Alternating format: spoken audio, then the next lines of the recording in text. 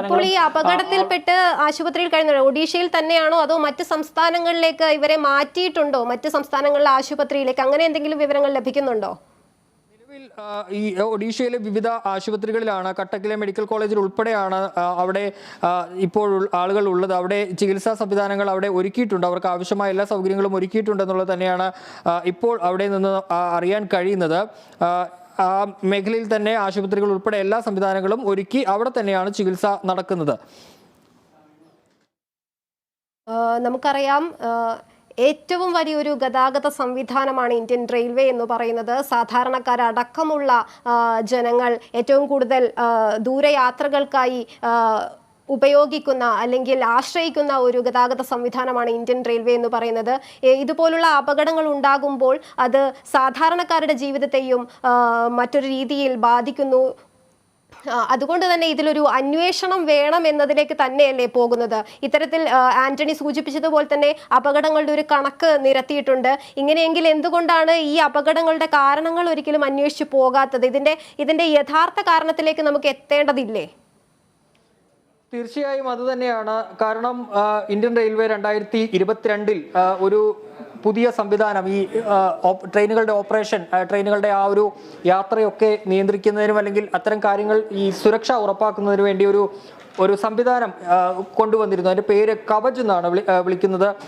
അത് ഒരു automatic train protection സംവിധാനമാണ്. അത് ഈ ഇന്ത്യൻ എല്ലാ മേഖലകളുമായി കേന്ദ്രീകരിച്ച്, അതായത് എല്ലാ സോണുകളും, റെയിൽവേയുടെ വിവിധ സോണുകൾ കേന്ദ്രീകരിച്ച് കൊണ്ടുവന്ന ഒരു സംവിധാനമാണ് ഈ കവച് എന്ന് പറയുന്നത്. അത് 2022 പ്രഖ്യാപിച്ചത്. അത് ഈ 250 കിലോമീറ്റർ ഉൾപ്പെടെ നടക്കുന്നുണ്ട്. അതിന് പുറമെ ഓട്ടോമേറ്റഡ് സിഗ്നൽ സംവിധാനം ഉൾപ്പെടെ ഇക്കാര്യങ്ങളിൽ അവിടെ ഉണ്ട്. പക്ഷേ ഈ സുരക്ഷാ സംവിധാനങ്ങളൊക്കെ എന്ത് സംഭവിച്ചു എന്നുള്ളതാണ്, എവിടെയാണ് ആ പിഴവ് സംഭവിച്ചത് എന്നുള്ളതാണ് ഇനിയും അറിയേണ്ടത്. കാരണം ഒരു ട്രെയിൻ അവിടെ 6:55 7 മണിയോട് കൂടി പാളം തെറ്റുന്നു. പക്ഷേ അതിന് പുറകെ മറ്റൊരു ട്രെയിൻ കൂടി എത്തുന്നു. പക്ഷേ അവർ സമയം അത് അറിയിക്കുന്നതിൽ എവിടെയാണ് താമസം ഉണ്ടായതെന്ന് ഉൾപ്പെടെയുള്ള കാര്യങ്ങളാണ് ഇനി അറിയേണ്ടത്. പക്ഷേ അറിയിച്ച ഘട്ടത്തിൽ, അതായത് ഈ അപകടം അവിടെ നടന്നിട്ടുണ്ടെന്ന് കോറമണ്ടൽ എക്സ്പ്രസിന് മുന്നറിയിപ്പ് ലഭിക്കുന്നത് പക്ഷേ നിർത്താൻ കഴിയാത്ത ഒരു ഘട്ടത്തിലാണ്. കാരണം 130 കിലോമീറ്റർ വേഗതയിലാണ് ആ ട്രെയിൻ അവിടേക്ക് പാഞ്ഞെത്തിയത്. അതുകൊണ്ട് തന്നെ ആ ട്രെയിൻ അവിടെ നിർത്താൻ കഴിയാത്ത ഒരു സാഹചര്യമാണ് ഉണ്ടായിരുന്നത്. അതാണ് ഈ ദുരന്തത്തിന്റെ വ്യാപ്തി ഇത്രത്തോളം വർദ്ധിച്ചത്. ഇടിച്ച ട്രെയിൻ, അതായത് ഈ Coromandel express Howrah Bengaluru express രാജ്യത്തിന്റെ ഇന്ത്യൻ റെയിൽവേയിലേക്ക് അതിവേഗ ട്രെയിനുകളും വന്ദേ ഭാരത് പോലുള്ള അതിവേഗ ട്രെയിനുകളൊക്കെ കൊണ്ടുവരാൻ കേന്ദ്ര സർക്കാർ അടക്കമുള്ളവർ ശ്രമിക്കുമ്പോഴാണ് ഇത്തരത്തിലൊരു അപകടം ഉണ്ടാകുന്നത്. അപ്പോൾ ഈ വേഗതയെ, കുതിച്ചു പായുന്ന ഈ ട്രെയിനിന്റെ വേഗതയെ ഹാൻഡിൽ ചെയ്യാൻ ഇതിന്റെ ഒരു പാളങ്ങൾക്ക് കഴിയുന്നുണ്ടോ എന്ന് കൂടെ നമ്മൾ നോക്കേണ്ടതുണ്ട്, അല്ലേ?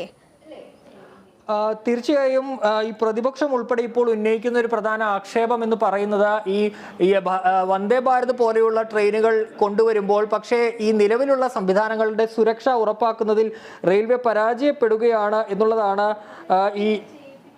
ഈ സംഭവവുമായി ബന്ധപ്പെട്ട് പ്രതിപക്ഷം ഉന്നയിക്കുന്നത്. കാരണം പുതിയ ട്രാക്കുകൾ അല്ലെങ്കിൽ ഈ വേഗത, നമുക്കറിയാം ഈ ഉത്തരേന്ത്യയിൽ പലയിടങ്ങളിലും വേഗത ഉയർത്തി ട്രാക്കുകളുടെ ഒക്കെ ക്ഷമത വർദ്ധിപ്പിച്ചിട്ടുണ്ട്. പക്ഷേ ഈ പിഴവ് എങ്ങനെയാണ്, എവിടെയാണ്, എന്താണ് സംഭവിച്ചത് എന്നുള്ളതാണ് നിലവിൽ അറിയേണ്ടത്. പക്ഷേ അത് എങ്ങനെ സംഭവിച്ചു എന്നുള്ളത് ഇപ്പോഴും വ്യക്തമല്ല എന്നുള്ളത് തന്നെയാണ് അറിയാൻ സാധിക്കുന്നത്. ഞാൻ നേരത്തെ സൂചിപ്പിച്ച ഈ കവച്, അതായത് 2022 മാർച്ച് 22 കവച് തദ്ദേശീയമായി നമ്മൾ ഇന്ത്യ തന്നെ വികസിപ്പിച്ച ഒരു ട്രെയിൻ പ്രൊട്ടക്ഷൻ, ട്രെയിനിൻ്റെ ഈ ഗതി അല്ലെങ്കിൽ ട്രെയിനുകളെ നിയന്ത്രിക്കുക, യാത്രയിൽ സുരക്ഷിതമായി ട്രെയിൻ യാത്ര നടപ്പാക്കുക, ട്രെയിൻ സർവീസ് മുന്നോട്ട് കൊണ്ടുപോകാൻ വേണ്ടിയിട്ടാണ് research designs and standards organisation ഈ കവച് എന്ന പേരിൽ ഒരു ഓട്ടോമേറ്റഡ് ട്രെയിൻ പ്രൊട്ടക്ഷൻ സംവിധാനം കൊണ്ടുവന്നത്. ഈ സംവിധാനം നിലവിൽ നടപ്പാക്കുന്നുണ്ട്. ഇടതൂർന്ന മൂടൽമഞ്ഞ് പോലെയുള്ള പ്രതികൂല കാലാവസ്ഥയിൽ ട്രെയിൻ ഓപ്പറേഷനുകൾക്ക് പിന്തുണ നൽകുന്നതിനൊപ്പം അപകടത്തിൽ സിഗ്നൽ പാസിംഗ് ഒഴിവാക്കാനും അമിത വേഗത ഒഴിവാക്കാനും ലോക്കോമോട്ടീവ് പൈലറ്റുമാരെ സഹായിക്കുന്നതിനാണ് കവച് രൂപകൽപ്പന ചെയ്തിരിക്കുന്നത്. അതായത് ഈ സമാന സാഹചര്യത്തിൽ ഇത്തരത്തിലൊരു അപകടം ഉണ്ടായാൽ ഈ അപകട സാധ്യത ഒഴിവാക്കാൻ ഉൾപ്പെടെ ഈ കവചിന്റെ സാധ്യത, അപ്പോൾ ആവശ്യമുള്ളപ്പോൾ ബ്രേക്ക് സ്വയം പ്രയോഗിക്കുക ഉപയോഗിക്കാൻ ഈ സിസ്റ്റത്തിന് കഴിയും. സിസ്റ്റം ട്രെയിനിന്റെ വേഗതയിൽ മികച്ച നിയന്ത്രണം ഉറപ്പാക്കും, അപകടങ്ങൾ തടയും. അതുപോലെ തന്നെ ലോക്കോമോട്ടീവ് പൈലറ്റ് പ്രവർത്തിക്കുന്നതിൽ, അതായത് അതിൽ ലോക്കോ പൈലറ്റ് ഏതെങ്കിലും തരത്തിൽ അദ്ദേഹത്തിന് എന്തെങ്കിലും തരത്തിൽ സംഭവിച്ചാൽ, ഈ ട്രെയിൻ ഓടിക്കുന്നതിൽ എന്തെങ്കിലും സംഭവിച്ചാൽ അപ്പോൾ തന്നെ ഓട്ടോമാറ്റിക്കായി ബ്രേക്ക് ആപ്ലിക്കേഷൻ നടക്കും. ബ്രേക്ക് അത് ഓട്ടോമാറ്റിക്കായി ഈ കവച് സംവിധാനം കൊണ്ടുവരും. മൂടൽ മഞ്ഞുള്ള സാഹചര്യങ്ങളിൽ ഉയർന്ന വേഗതയിൽ മെച്ചപ്പെട്ട കാഴ്ചയ്ക്കായി ക്യാബിനിൽ ലൈൻ സെറ്റ് സിഗ്നൽ ഡിസ്പ്ലേ, ചലന അതോറിറ്റിയുടെ തുടർച്ചയായ അപ്ഡേറ്റ്, ഓട്ടോമാറ്റിക് വിസിലിംഗ് എന്നിവയാണ് ഈ കവച് സിസ്റ്റത്തിൽ ഉണ്ടായത്. അപ്പോൾ ഇത്തരത്തിൽ ഈ കവച് ഉൾപ്പെടെയുള്ള സംവിധാനങ്ങൾ നടപ്പാക്കിയിട്ടാണ് ഇന്ത്യൻ റെയിൽവേ ഇപ്പോൾ പോകുന്നത്. അത്രയും ആധുനികവൽക്കരണത്തിന്റെ പാതയിലൂടെ റെയിൽവേ കടന്നു പോവുകയാണ്. നേരത്തെ 250 കിലോമീറ്റർ വികാരാബാദ് ബീദർ സെക്ഷനുകളിൽ 250 കിലോമീറ്റർ ദൂരത്തിൽ ഈ കവച് ഇത് നടപ്പാക്കിയിട്ടുള്ളതാണ്. ഇപ്പോൾ ഇത്തരത്തിൽ ആധുനികവൽക്കരണത്തിന്റെ അല്ലെങ്കിൽ ഈ സുരക്ഷ കൂടുതൽ ഉറപ്പാക്കാനുള്ള ഒരു നടപടികളിലൊക്കെ റെയിൽവേ കടക്കുന്ന ഒരു സമയം കൂടിയാണ് ഇത്. ആ ഘട്ടത്തിലാണ് ഇത്തരത്തിലൊരു അപകടം ഉണ്ടായിരിക്കുന്നത് എന്നുള്ളതാണ്. അപ്പോൾ എന്താണ്, ആരുടെ ഭാഗത്തു നിന്നുള്ള പിഴവാണത്? ഓട്ടോമേറ്റഡ് സംവിധാനത്തിനുണ്ടായ പിഴ, അല്ലെങ്കിൽ അത്തരത്തിൽ സിഗ്നലിംഗിൽ ഉണ്ടായ സംവിധാനമാണോ, അല്ലെങ്കിൽ മനുഷ്യന്റെ ഭാഗത്ത് നിന്ന് വന്ന ഒരു പിഴവാണോ എന്നതുൾപ്പെടെയുള്ള കാര്യങ്ങളിൽ വിശദമായൊരു അന്വേഷണം തന്നെ ഉണ്ടാകേണ്ടതുണ്ട്, ഇക്കാര്യത്തിൽ കണ്ടെത്തേണ്ടതുണ്ട്. അതുകൊണ്ട് തന്നെ ഈ ഘട്ടത്തിൽ അന്വേഷണം പ്രഖ്യാപിച്ചിട്ടുണ്ടെങ്കിലും ഈ ഘട്ടത്തിൽ അത്തരം കാര്യങ്ങളിലേക്ക് പോകുന്നതിനൊപ്പം തന്നെ ഏറ്റവും പ്രധാനമുള്ളത് ഈ രക്ഷാപ്രവർത്തനം തന്നെയാണ്. കാരണം ഇനിയും ആളുകൾ ആ ട്രെയിനുള്ളിൽ കുടുങ്ങിക്കിടക്കുകയാണ്. ഇനിയും ആളുകളെ ആന്റണി, ശരിക്കും ഇന്നലെ വൈകിട്ട് 7:20 ഈ ഒരു അപകടം ഉണ്ടാകുന്നത്. ഇപ്പോൾ ശരിക്കും 12 മണിക്കൂർ കഴിഞ്ഞിരിക്കുന്നു എന്ന് തന്നെ പറയേണ്ടിയിരിക്കുന്നു. ഇനിയും എത്ര പേർ ആ ബോഗിയിലുണ്ടെന്നുള്ള കണക്കുകൾ വ്യക്തമായിട്ടില്ല താനും. തീർച്ചയായും അത് തന്നെയാണ്, ഇനിയും ആളുകൾ അതിൻ്റെ ഉള്ളിലുണ്ട് എന്നുള്ളത് തന്നെയാണ് റെയിൽവേ അല്ലെങ്കിൽ രക്ഷാപ്രവർത്തകർ കാണുന്നത്. ഓരോ ബോഗികളും പൊളിച്ച് ആളുകളെ പുറത്തേക്ക് എടുക്കാനുള്ള ശ്രമങ്ങളൊക്കെയാണ് നടക്കുന്നത്. നായകളുടെ ഉൾപ്പെടെ സഹായം തേടുന്നുണ്ട്. കാരണം ഈ മനുഷ്യന്റെ സാന്നിധ്യമൊക്കെ അറിയാൻ കഴിയുന്ന നായകളുടെ ഉൾപ്പെടെ സാധ്യത, അവരുടെയൊക്കെ സഹായം ഉൾപ്പെടെ തേടിയാണ് രക്ഷാപ്രവർത്തന ദൗത്യം മുന്നോട്ട് പോകുന്നത്. ഒരുപക്ഷെ ഇനിയും ആളുകൾ അതിനുള്ളിൽ കുടുങ്ങിയിട്ടുണ്ട്. ഒരുപക്ഷെ കൂടുതൽ ആളുകളുടെ ജീവൻ നഷ്ടമായി എന്നുള്ളൊരു വിലയിരുത്തൽ കൂടിയുണ്ട്. കാരണം ഇന്നലെ രാത്രി ഉണ്ടാകുന്ന ദുരന്തമാണ്. രക്ഷാപ്രവർത്തനത്തിൽ നേരിയ രീതിയിലുള്ള കാലതാമസം. കാരണം ഈ സ്റ്റേഷനുകളിൽ നിന്ന് ഏതാണ്ട് 170-100 കിലോമീറ്റർ ഒക്കെ അകലെയാണ് നിലവിൽ ഈ അപകടം നടന്ന പ്രദേശം എന്ന് പറയുന്നത്. അവിടേക്ക് ഈ രക്ഷാപ്രവർത്തകർക്കും ഉൾപ്പെടെ എത്തിച്ചേരുന്നതിൽ വലിയ കാലതാമസം ഉണ്ടായിട്ടുണ്ട്. അതുകൊണ്ട് തന്നെ ഈ അപകടത്തിന്റെ തോത് വലിയ രീതിയിൽ വർദ്ധിക്കുന്ന ഒരു സാഹചര്യം കൂടി ഉണ്ടായി എന്നുള്ളതാണ്. നേരത്തെ കരസേന, വ്യോമസേന അടക്കമുള്ളവരാണ് ഇന്നലെ രാത്രി ഈ രക്ഷാപ്രവർത്തന ദൗത്യത്തിന് നേതൃത്വം നൽകിയത്. മാത്രമല്ല ഇരുട്ടും ഉൾപ്പെടെയുള്ള കാര്യങ്ങളും രക്ഷാപ്രവർത്തനത്തിന് തടസ്സമായിരുന്നു. അതുകൊണ്ട് തന്നെ അപകടത്തിന്റെ തോത് വലിയ രീതിയിൽ വർദ്ധിച്ചു എന്നുള്ളത് തന്നെയാണ് മനസ്സിലാക്കാൻ സാധിക്കുന്നത്. അതേസമയം ഇപ്പോൾ NDRFന്റെ ഒരു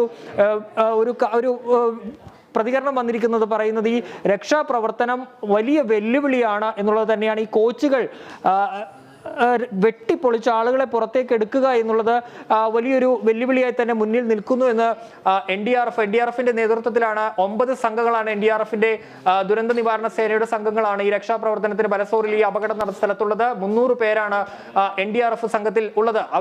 അവരുടെ നേതൃത്വത്തിൽ, വിവിധ സൈന്യങ്ങളുടെ നേതൃത്വത്തിലൊക്കെ അവിടെ ആ രക്ഷാപ്രവർത്തനം നടത്തുമ്പോൾ NDRF IG ഇപ്പോൾ അദ്ദേഹത്തിന്റെ പ്രതികരണം അല്പസമയത്തിന് മുമ്പ് വന്നതിൽ അദ്ദേഹം പറയുന്നത്, അതായത് ഈ കോച്ചുകൾ, അതായത് പല കോച്ചുകളും മറിഞ്ഞ് ഒന്നിനു മുകളിൽ ഒന്നായി ഒക്കെ കിടക്കുന്ന ഒരു സാഹചര്യമാണ്. പിന്നീട് ഇത് മുറിച്ച് പുറത്തേക്ക് എടുക്കേണ്ട സാഹചര്യമൊക്കെ ഉണ്ട്. ഈ കോച്ചുകൾ പൊളിച്ചൊക്കെ ആളുകളെ എടുക്കേണ്ട സാഹചര്യമുണ്ട്. അത് പൊളിക്കുക എന്നുള്ളത് വലിയ ഒരു വെല്ലുവിളിയാണ് എന്നുള്ളതാണ് ഇപ്പോൾ NDRF പറയുന്നത്. അതുകൊണ്ട് തന്നെ ഈ രക്ഷാപ്രവർത്തനത്തിൽ ഇത്തരത്തിൽ വെല്ലുവിളികൾ ഉണ്ടാകുമ്പോൾ സ്വാഭാവികമായും ഈ ദുരന്തത്തിന്റെ വ്യാപ്തി, അതിന്റെ തോത് ഒക്കെ വലിയ രീതിയിലേക്ക് വർദ്ധിക്കുമെന്നുള്ളതാണ്. ഇപ്പോൾ തന്നെ 300-നടുത്തേക്ക് മരണസംഖ്യ ഉയരുന്നു. 1000-ലധികം ആളുകൾക്ക് പരിക്കുണ്ട്. അതിൽ ഗുരുതരമായി പരിക്കേറ്റവരുണ്ട്, സാരമായി പരിക്കേറ്റവരുണ്ട്, നിസ്സാരമായി പരിക്കേറ്റവരുണ്ട്. അത്തരത്തിൽ ഒരുപക്ഷെ ഇനിയും ഈ അപകടത്തിന്റെ തോത് വളരുന്നു എന്നുള്ളത് തന്നെയാണ് മനസ്സിലാക്കാൻ സാധിക്കുന്നത്. മറ്റൊരു കാര്യം ഇപ്പോൾ ശ്രദ്ധയിൽപ്പെട്ട, അതായത് കേരളത്തെ ഇതൊരു 1988 ജൂലൈ 8 സമാന ഒരു ദുരന്തം ഇന്ത്യൻ റെയിൽവേയുടെ ചരിത്രത്തിൽ ഉണ്ടായിട്ടുണ്ട്. ആ ഒരു ദിവസം തന്നെയാണ്, ജൂലൈ 8 തന്നെ ഇത്തരത്തിൽ നേരത്തെ ഒരു ദുരന്തം ഉണ്ടായിട്ടുണ്ട്. അത് അഷ്ടമുടിക്കായലിൽ അന്ന് ഈ പെരുമൺ ദുരന്തം, കേരളത്തെ നടുക്കിയ പെരുമൺ ദുരന്തം അതും ഇതുപോലെ ഒരു വെള്ളിയാഴ്ചയാണ് ഉണ്ടായതെന്നുള്ളത് ഈ സന്ദർഭത്തിൽ സൂചിപ്പിച്ചു എന്ന് മാത്രം. ഏതായാലും രക്ഷാപ്രവർത്തനം അതിൻ്റെ എല്ലാ വഴികളും തേടിക്കൊണ്ട് തന്നെ അവിടെ പുരോഗമിച്ചുകൊണ്ടിരിക്കുന്നു. റെയിൽവേ മന്ത്രി അശ്വിനി കുമാർ വൈഷ്ണവ്, ഒഡീഷ മുഖ്യമന്ത്രി നവീൻ കുമാർ പട്നായിക് അടക്കമുള്ളവർ, മന്ത്രിമാർ, MLA-മാർ, MP-മാർ അടക്കമുള്ളവർ ആ മേഖലയിലുണ്ട്. ഇപ്പോൾ പശ്ചിമബംഗാൾ മുഖ്യമന്ത്രി മമതാ ബാനർജി അവിടേക്ക് എത്തും. അതിന് പുറമെ പ്രധാനമന്ത്രി നരേന്ദ്രമോദി തന്നെ ഈ അപകടം നടന്ന മേഖലയിലേക്ക് എത്തുന്നു. ഈ സ്പോട്ടിൽ അപകടം നടന്ന മേഖലയിൽ NDRF-ന്റെ ദേശീയ ദുരന്ത നിവാരണ സേനയുടെ 9 യൂണിറ്റുകൾ, അതിൽ 300 പ്രവർത്തകർ, 200ഓളം ആംബുലൻസുകൾ, അതിന് പുറമെ കരസേനയുണ്ട്, വ്യോമസേനയുണ്ട്. അത്തരത്തിൽ എല്ലാ സംവിധാനങ്ങളും ഉപയോഗിച്ചുകൊണ്ട് തന്നെയുള്ള രക്ഷാപ്രവർത്തന ദൗത്യം ആ മേഖലയിൽ ഇപ്പോൾ പുരോഗമിച്ചു കൊണ്ടിരിക്കുന്നു എന്നുള്ളത് തന്നെയാണ്. പരമാവധി ആളുകളെ പുറത്തേക്ക് എടുക്കാൻ കഴിയുമെന്നൊരു പ്രതീക്ഷ, ജീവനോടെ പുറത്തേക്ക് എടുക്കാൻ കഴിയുമെന്നൊരു പ്രതീക്ഷ ഇപ്പോഴും രക്ഷാപ്രവർത്തകർക്കുണ്ട്. അതിനുള്ള ശ്രമങ്ങൾ കൂടി തന്നെയാണ് അവിടെ ഇപ്പോൾ പുരോഗമിച്ചു കൊണ്ടിരിക്കുന്നത്. ഏതാണ്ട് ഇന്ത്യൻ റെയിൽവേ ഈ അപകടത്തിന്റെ പശ്ചാത്തലത്തിൽ 48 ട്രെയിനുകൾ പൂർണ്ണമായും റദ്ദാക്കിയിട്ടുണ്ട്. 39ഓളം ട്രെയിനുകൾ ഈ മേഖലയിൽ നിന്ന് വഴിതിരിച്ചു വിട്ടിട്ടുണ്ട്. ഈ ധനസഹായം ഉൾപ്പെടെ പ്രഖ്യാപിച്ചിട്ടുണ്ട്. അതുപോലെ തന്നെ പരിക്കേറ്റവർക്കാണ് പരിക്കേറ്റവരുടെ ചികിത്സയ്ക്ക് ആവശ്യമായ എല്ലാ സഹായങ്ങളും അല്ലെങ്കിൽ എല്ലാ ഒരുക്കങ്ങളും എല്ലാ നടപടികളും അവിടെ പുരോഗമിച്ചു കൊണ്ടിരിക്കുകയാണ്. ഒഡീഷയിലെ, ഭുവനേശ്വറിലെ, കട്ടക്കിലെ ഒക്കെ വിവിധ ആശുപത്രികളിൽ ആ ചികിത്സയ്ക്ക് വേണ്ടുള്ള സൗകര്യങ്ങൾ ഉൾപ്പെടെ ഒരുക്കി മുന്നോട്ട് പോവുകയാണ്. നിലവിൽ എല്ലാവർക്കും ചികിത്സ ഒരുക്കുക. നമുക്ക് അറിയാം, മലയാളികൾ അടക്കമുള്ളവർ ആ ട്രെയിനിലുണ്ടായിരുന്നു. നമ്മളോട് നേരത്തെ സംസാരിച്ച ഒഡീഷയിലെ ഓൾ ഇന്ത്യ മലയാളി അസോസിയേഷൻ പ്രതിനിധി ഉദയകുമാർ അദ്ദേഹം സൂചിപ്പിക്കുകയും ചെയ്തിരുന്നു, അവിടെ മലയാളികൾക്കുൾപ്പെടെ ചികിത്സ ഉറപ്പാക്കുന്നതിനുള്ള സംവിധാനങ്ങൾ ഒരുക്കിയിട്ടുണ്ട്. നമുക്ക് ഈ വാർത്തയിലേക്ക് തന്നെ